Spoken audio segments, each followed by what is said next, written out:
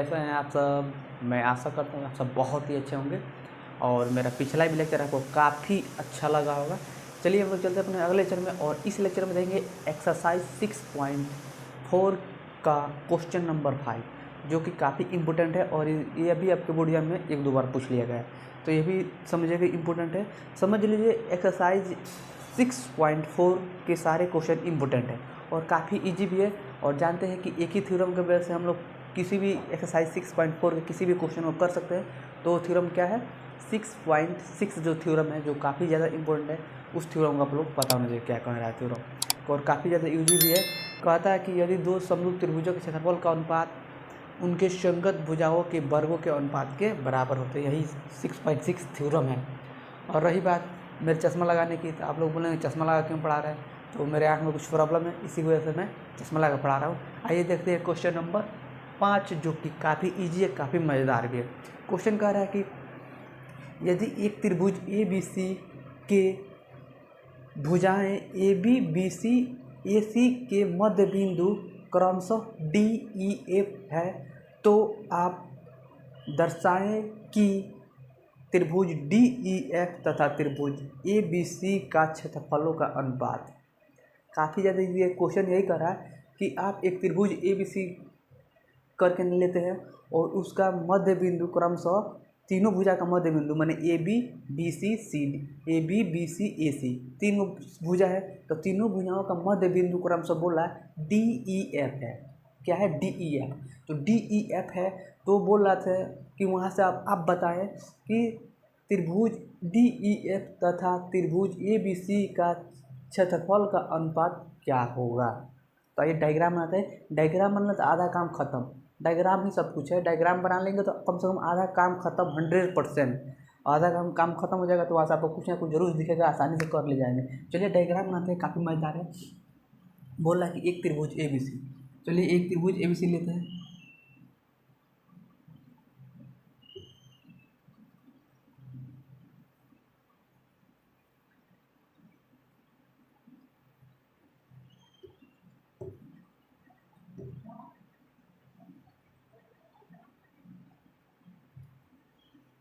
त्रिभुज A B C, एक त्रिभुज ए बी सी हो गया। अब बोल रहा है कि भुजा ए बी बी सी ए सी के मध्य बिंदु क्रमशः डी ई एफ है। तो भुजा दूसरे पेन से कर देते हैं। भुजा ए बी का मध्य बिंदु क्रमशः क्या है? डी है। बी सी का मध्य बिंदु क्रमशः क्या है? ई है। और ए सी का मध्य बिंदु क्रमशः क्या है? एफ है। यही ना बोल रहा है कि भुजा ए बी बी सी ए सी के मध्य बिंदु क्रमशः डी ई एफ है। तो आप लोग यह ज्ञात करना है कि त्रिभुज डी ई एफ का क्षेत्रफल तथा त्रिभुज ए बी सी का क्षेत्रफल का अनुपात क्या होगा। चलिए पहले डी ई एफ एक त्रिभुज पहले बना लेते हैं ना, तीनों भुजा को मिलाकर पहले त्रिभुज बना लेंगे डी ई एफ। हम बना लिए त्रिभुज। अब यहाँ से एक पहले त्रिभुज नाम दे दिए, यहाँ पर त्रिभुज बना लेते हैं। ये रहा आपका त्रिभुज। तो बोल रहा है कि त्रिभुज डी ई एफ का क्षेत्रफल बताया कि त्रिभुज ए बी के क्षेत्रफल के अनुपात का कितना होगा। तो यही मोग ज्ञात करना जो कि काफ़ी ईजी है। अब आपसे बताए हैं, हम बताए हैं कि ए डी और बी डी को, ए डी और बी डी को हम लोग क्या लिख सकते हैं? ए बी लिख सकते हैं। क्या लिख सकते हैं? हम बोल रहे हैं A D plus B D कि हम लोग ए बी लिख सकते हैं। क्या लिख सकते हैं? क्योंकि जानते हैं कि ए डी जो है और बी डी जो है, ये ए डी जो है बी डी का दुगुना है और ये मिलकर दोनों जब ऐड करेंगे तो हो जाएगा ये ए डी और ये ए डी अब क्या है?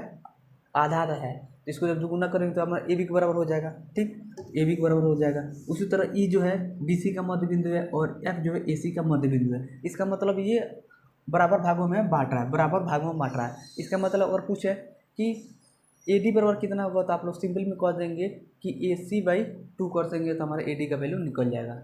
समझ में आ रहा है ना? तो उसी तरह अगर अब ये आपको यहीं पर समझना है, यहीं पर क्वेश्चन को समझना है। देखिए क्वेश्चन में आपको और कुछ नहीं दे रहा है कि आप लोग उससे आगे बढ़ा सकते हैं।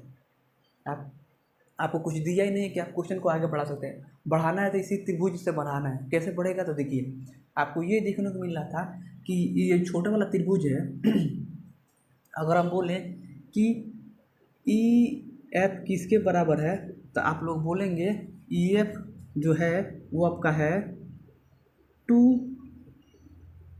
ये जो है आपका ई एफ बटा ए बी का अनुपात पूछे तो आप लोग बोले कितना 1/2। कैसे? ई एफ बटा ए बी का अनुपात हम पूछे कितना होगा तो आप लोग बोलेंगे 1/2। कैसे? तो देखिए ई एफ जो है वो जानते हैं कि ए बी का दुगुना है। कैसे दुगुना है? तो देखिए आपको सही मायने में दिखाते हैं। ये जो त्रिभुज है इसको हम सीधा करते हैं, ये जो त्रिभुज है इसको हम सीधा करते हैं। सीधा देखिए एक तो बात सबसे पहले समझ लीजिए कि ये जो छोटा वाला त्रिभुज है इसका जस्ट दुगुना दुगुना बड़ा वाला त्रिभुज है कि नहीं? क्योंकि जानते हैं कि एफ और डी ई क्या है? बिंदु ए बी सी का क्रमशः क्या है? मध्य बिंदु है। भुजा ए बी बी सी ए सी के मध्य बिंदु है। जब मध्य बिंदु होता है तो आम बात है कि शायद दुगुना होगा दोनों पार्ट। तो ये भी पार्ट मिलकर क्या हो रहा है? इस वाले भुजा का दुगुना हो जा रहा है। आप देख रहे हैं इस वाले पार्ट का ये भी दुगुना, इस वाले पार्ट के भी। तो हम लिखे क्या कि ई एफ जो है ई एफ वो किसके बराबर है? तो वो हम किए हैं ए बी के बराबर। कैसे? तो देखिए बताते हैं। और कितना है हमारा? 1/2। कैसे? तो देखिए ये आपका त्रिभुज ए बी सी है, ऐसे त्रिभुज ए बी सी है। आपको डायग्राम बना के दिखाते हैं। ए बी सी त्रिभुज, छोटा वाला त्रिभुज बनाते हैं और इसको सीधा कर देते हैं। सीधा करेंगे तो ई कहाँ चल जाएगा? ऊपर चल जाएगा। तो यहाँ पर हो जाएगा आपका ई और यहाँ पर आपका आ जाएगा ये। इसको जब सीधा करेंगे, ऐसे सीधा करेंगे तो आपका यहाँ पर हो जाएगा ई एफ, यहाँ पर हो जाएगा आपका डी। होगा कि नहीं? अब हम आपसे पूछे क्या लिख पूछते हैं कि एफ ई जो है ए बी के कितने अनुपात के बराबर है? तो जानते हैं कि एफ ई जो है 1 होगा और ए बी जो होगा 2 होगा। कैसे होगा? क्योंकि एफ ई जो होगा ये छोटा है, ये इसका भुजा जो है ए बी का भुजा क्या है? दुगुना है, बड़ा है, तो इसीलिए 1/2 हो गया। उसी से पूछिए कि हम लोग ई डी का वैल्यू कितना होगा तो आप लोग क्या बोलेंगे? ई डी बटा ए सी का अनुपात क्या हो जाएगा? 1/2। उसी तरह पूछे कि डी एफ का वैल्यू कितना होगा? डी एफ बटा बी सी का अनुपात कितना होगा? तो 1/2। समझ में आया ना? उसी तरह देखिए मैंने बी सी बटा डी एफ का अनुपात कितना होगा? तो 1/2। क्योंकि जानते हैं बी सी जो है यहाँ से लेकर लगभग यहाँ तक आपका समझेंगे तो आपका 2 है। कैसे 2 है? क्योंकि जानते हैं कि ये आपका 1 हो जाएगा, यहाँ से लेकर यहाँ तक 1 हो जाएगा, यहाँ से लेकर यहाँ तक 1 हो जाएगा, यहाँ से लेकर यहाँ तक 1 हो जाएगा, यहाँ से लेकर यहाँ तक 1 हो जाएगा, यहाँ से लेकर यहाँ तक 1 हो जाएगा और यहाँ से लेकर यहाँ तक 1 हो जाएगा।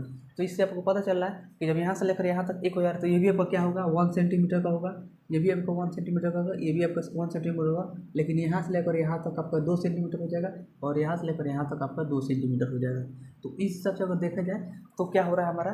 ई एफ बटा ए बी का जो अनुपात है 1/2 के अनुपात में मिल रहा है। तो बस वही। और जिस तरह आपको डी एफ बटा बी सी का जो अनुपात होगा 1/2 का अनुपात में होगा। तो चलिए उसी को हम लिखते हैं, हम इसको मिटा देते हैं और इस सारी चीज़ को भी मिटा देते हैं क्योंकि इस सारी चीज़ की आवश्यकता नहीं है। मैं आपको दिखाया बस कि ये जो छोटे वाला भुजा, इस वाले भुजा, बड़े वाले भुजा क्या है? डायरेक्ट आधा है। क्योंकि ये बड़ा वाला भुजा छोटे वाले भुजा क्या है? एकदम दुगुना है। जो ए बी जो है वो ई एफ का दुगुना है। ठीक, चलिए इसको मैं मिटा देता हूँ। ये ऐसे ही लिखा था, इसको आप लोग मत लिखिएगा क्योंकि मैं बस आपको समझाने के लिए लिखा था। वैसे ही आपको समझ में आ गया होगा लेकिन फिर भी मैंने लिख दिया ताकि क्लियर हो जाए। और किस भुजा को किसके साथ लेना है ये देखते रहिएगा। देखिए किस वाले भुजा को किस वाले भुजा के साथ लेना है ये भी काफ़ी ज़्यादा डिपेंड करता है। याद रखिएगा जो ई एफ है वो ए बी के अनुपात में है। चूँकि सोल्यूशन लिखते हैं, सोल्यूशन जो है सोल्यूशन क्या हो जाएगा हमारा? सोल्यूशन होगा हमारा, सोल्यूशन ये होगा कि ए बी जो होगा तो ई एफ बटा ए बी का अनुपात हो जाएगा आपका 1/2 और ई एफ बटा ए बी हो गया। अब हम पूछे कि एफ डी बटा बी सी, यहाँ पर डी एफ कर सकते हैं। डी एफ बटा बी सी किसके अनुपात के बराबर है? तो 1/2 के बराबर है। और आप जानते हैं कि डी ई बटा ए सी किसके अनुपात के बराबर है? आपका होगा 1/2 के अनुपात के बराबर। तो आप देख रहे हैं कि चूँकि यहाँ आप लिखें चूँकि तीनों संगत भुजाओं का अनुपात 1 है। तीनों संगत भुजाओं का अनुपात कितना है? 1 ही है। कैसे देख लीजिए 1/2 1/2 1/2।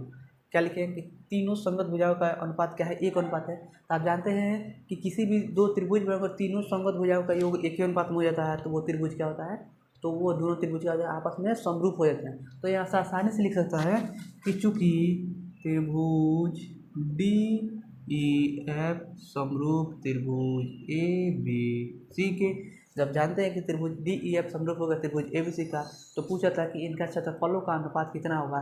तो आइए देखते हैं क्षेत्रफलों का अनुपात क्या होता है। तो आप जानते हैं कि क्षेत्रफलों का अनुपात क्या होता है, तो चूँकि एरिया ऑफ त्रिभुज DEF बटा अनुपात पूछ रहा था, बटा लग जाएगा एरिया ऑफ त्रिभुज ABC as you know that. आप जानते हैं, क्या जानते हैं कि जब इस क्षेत्रफल का अनुपात पूछता है तो आप जानते हैं कि यहाँ से 6.6 थ्योरम क्या कहता है, यहाँ पर लिखिएगा आप लोग, यहाँ पर 6.6 परिमेय से, 6.6 परिमेय से, क्योंकि ये 6.6 परिमेय से ही मिला है।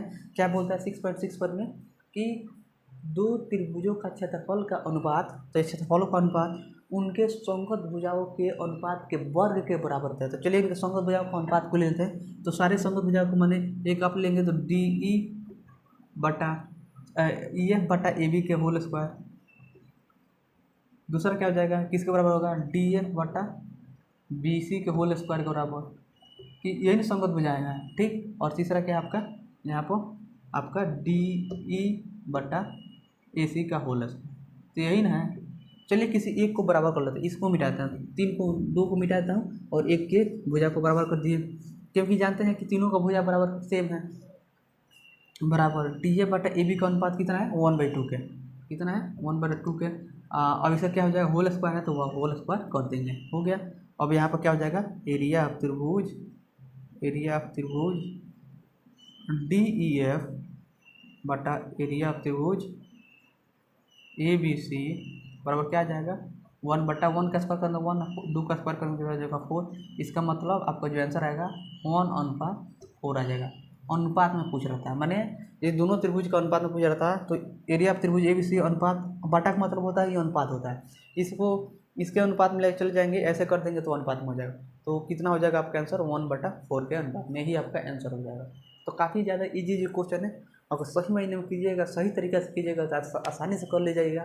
देखिए ये आपको, देखिए कहाँ से स्टार्ट करेंगे यही ज़रूरी होता है कि स्टार्ट कैसे करें। जैसे आप देखेंगे तो क्वेश्चन में कुछ नहीं दिया था, मैंने ऐसा कोई वैल्यू नहीं दिया था जिससे हम लोग क्वेश्चन को आसानी से सॉल्व कर सकें। वो आपको यहाँ से देखने को मिला था कि जो ED जो है चाहे DE जो है AC के सीधे दुगुना है, क्योंकि ये वाला भुजा ये इस वाले भुजा के बराबर है और इस वाले भुजा के बराबर है, तो ये जो भुजा है इस दो भुजा के बराबर है।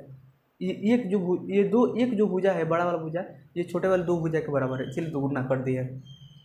वैसे भी आपको कह रहा है कि मध्य बिंदु है, जो मध्य बिंदु का मतलब ही क्या होता है कि किसी भुजा को दो अनुपात में बराबर में विभाजित करना है। तो इससे पता चलता है कि जब इसको मिलाएंगे तो इस वाले भुजा से छोटा ही भुजा बनाएगा। तो वहाँ से हम लोग अनुपात ले लिए और तीनों अनुपात का वैल्यू आप देख रहे हैं कि सेम 1/2 मिल रहा था। इसका मतलब आप कोई भी दो त्रिभुज समरूप कर सकते हैं, तो जब उसका समरूप भुजाओं का अनुपात एक अनुपात में हो, वहाँ से समरूप हुआ।